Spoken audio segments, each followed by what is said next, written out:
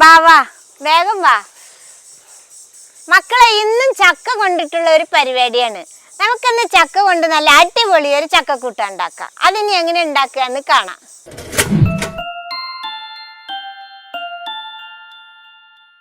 നടുക്ക് വിട്ട് നടുക്കാനല്ലത് അങ്ങനെ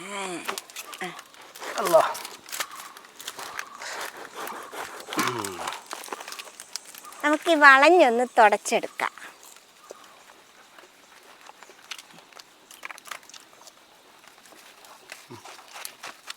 എണ്ണത്ര നാലാക്കിട്ടോ.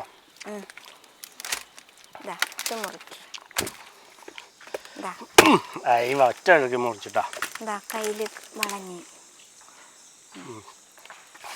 അവിടെ വളഞ്ഞിണ്ടാ? ഇനി നമുക്ക് കയ്യിൽ ലേശം എണ്ണ കേട്ട മക്കളെ, അല്ലെങ്കിൽ വളഞ്ഞു ഒട്ടിയിട്ടേ ഒട്ടി പിടിക്കുള്ളു. ഇനി മുറിക്കാൻ തുടങ്ങാം. മടാളായിട്ട് മുറിക്കുമ്പോ കൈ ചിലപ്പോ വഴുക്കൂട്ടാ. എന്നാ വെട്ടണ ആളും കയ്യിൽ എണ്ണ വെട്ടണ്ട.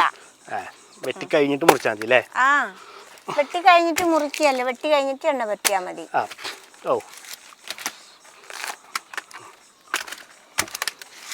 ചക്കക്കൂട്ട ഉണ്ടാക്കാൻ ഇച്ചിരി ചക്കക്കുരുവും വേണം, അപ്പോഴാ രസം.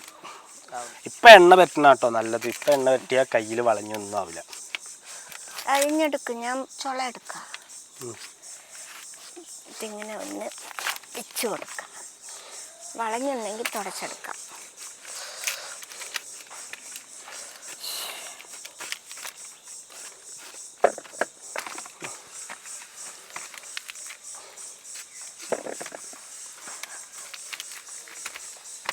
പണ്ട് ഉമ്മമാരുള്ള വീട്ടിൽ അങ്ങനെ എന്നും ചക്ക കൂട്ടാൻ വെക്കുക, ചക്ക പൊരിക്കുക.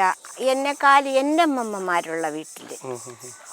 ഇപ്പോഴുള്ള മക്കളത് ചക്കയൊക്കെ നേരാക്കി ഉണ്ടാക്കാൻ ഭയങ്കര മടിയാ.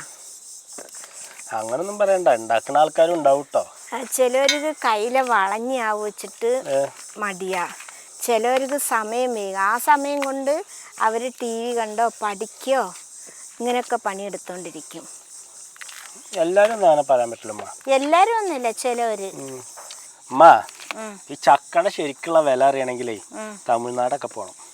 അവിടെ ഇങ്ങനെ ഓരോ ചൊളയാക്കി വെച്ചിട്ടുണ്ടാവും. അതിന് 5 റുപ്യ 10 റുപ്യ ഒക്കെ വില. ഇപ്പൊ നമ്മുടെ ചക്ക ചൊളയൊക്കെ പറിച്ചെടുത്ത് കഴിഞ്ഞ് കണ്ടില്ലേ. ഇനി നമുക്കിതൊന്ന് അരിഞ്ഞെടുക്കണം, കുരു കളഞ്ഞിട്ട്. ഇതുപോലെ ഒരു ചുള എടുത്തിട്ട് ഇങ്ങനെ ഒന്ന് കീറി കൊടുക്കുക. എന്നിട്ട് ഇതിൻ്റെ കുരു ഇങ്ങനെ കളയുക. കണ്ടില്ലേ, ഇങ്ങനെ കളഞ്ഞിട്ട് ഇങ്ങനെ അരിഞ്ഞിടുക. നല്ല വലുപ്പത്തിൽ അരിയണം. നല്ല വലുപ്പത്തിൽ അരിയണ്ട. ഒരു ചക്കച്ചുള ഒരു 3 കഷ്ണമാക്കി ഇട്ടാൽ മതി. വലിയ ചക്കച്ചുളയെങ്കിൽ ഒരു 4 കഷ്ണം. ഇത്രയും വലുപ്പത്തിൽ അരിഞ്ഞാൽ മതി.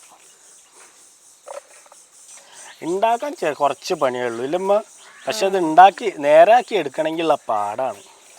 അത് ചില വീട്ടിൽ ഒരുപാട് ആളുകളുണ്ടാവും. വേഗം വേഗം എല്ലാവരും പാടെ ഇരുന്ന് അതാ പറയുമ്പോഴത്തേക്ക് കഴിയും. ഇപ്പൊ നീയും കൂടിയാ ഇതാ പറയുമ്പോഴത്തേക്ക് കഴിയും. ഇതേപോലെ എല്ലാം മുറിച്ചെടുത്തിട്ടുണ്ട് കേട്ടോ മക്കളെ. ഇനി നമുക്കിത് ഒന്ന് കഴുകിയെടുക്കാം.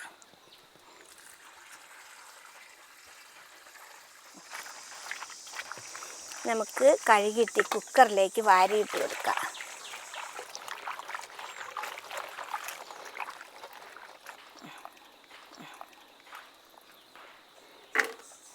നമുക്ക് കുക്കറിലേക്ക് വാരിയിടാം.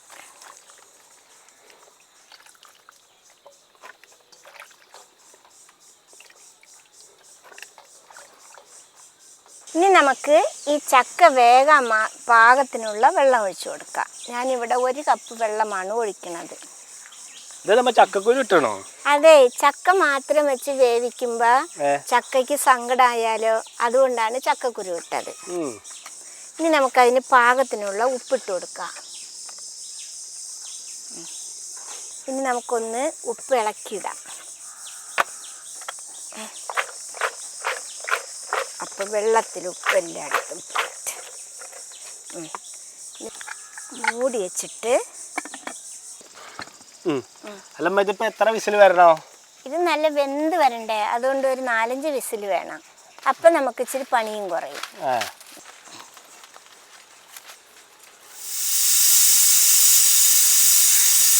മക്കളെ നമ്മുടെ ചക്കയിൽ ഒരു 4 വിസിൽ വന്നിട്ടുണ്ട്.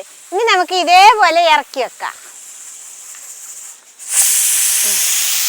ഇനി നമുക്ക് ചക്കയ്ക്ക് വേണ്ട അരപ്പുണ്ടാക്കണം. അതിന് വേണ്ടി ഞാനിവിടെ ഒരു വലിയ മുറി തേങ്ങ ചിരണ്ടി എടുത്തിട്ടുണ്ട്.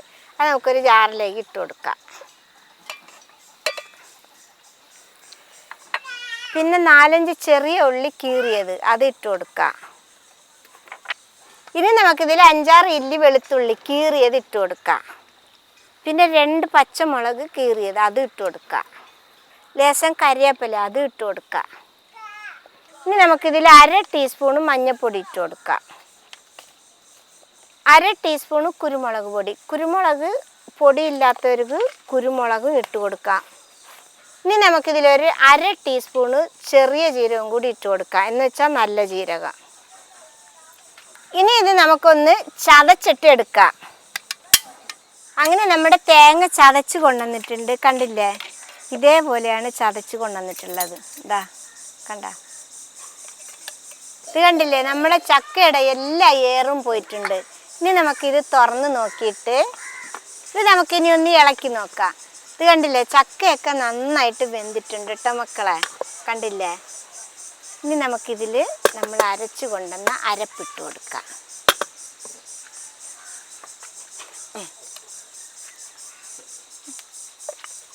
ഇതാ കണ്ടില്ലേ.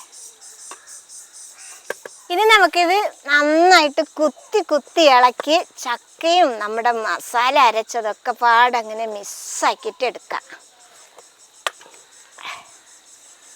ഇത് മക്കളെ ചക്കയിൽ നല്ല ചൂടുണ്ട്, എന്നാലും ഞാൻ ചെറിയ തീ വെച്ച് കൊടുത്തിട്ടുണ്ട് കേട്ടോ. ഇനി നമുക്ക് ഇതിൽ 1 ടേബിൾ സ്പൂൺ പോലെ വെളിച്ചെണ്ണ ഒഴിച്ചു കൊടുക്കാം.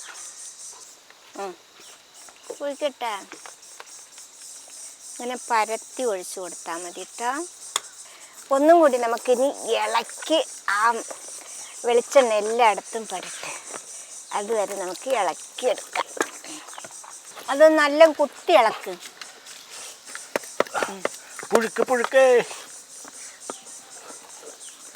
ആ മതി, മതിയോ?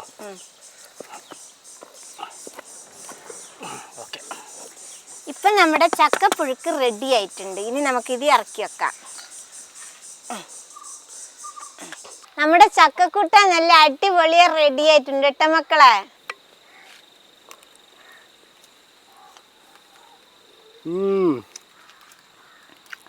നമ്മുടെ ചക്കപ്പുഴുക്ക് നമ്മൾ സാധാ വീട്ടിലുണ്ടാക്കണായിട്ട് അടിപൊളിയായിട്ടുണ്ട്. അത് നമ്മൾ വീട്ടിലുണ്ടാക്കണല്ലേ, ഇതെല്ലാവരും ഉണ്ടാക്കാൻ വേണ്ടിയിട്ട് ഉണ്ടാക്കണല്ല. ഓഹോ, അങ്ങനെ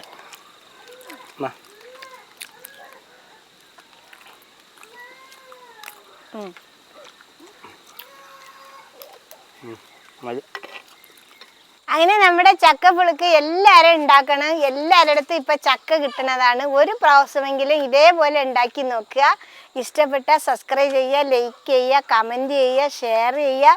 മക്കളെ ഫോളോ ചെയ്യാനും കൂടി മറക്കരുതേ.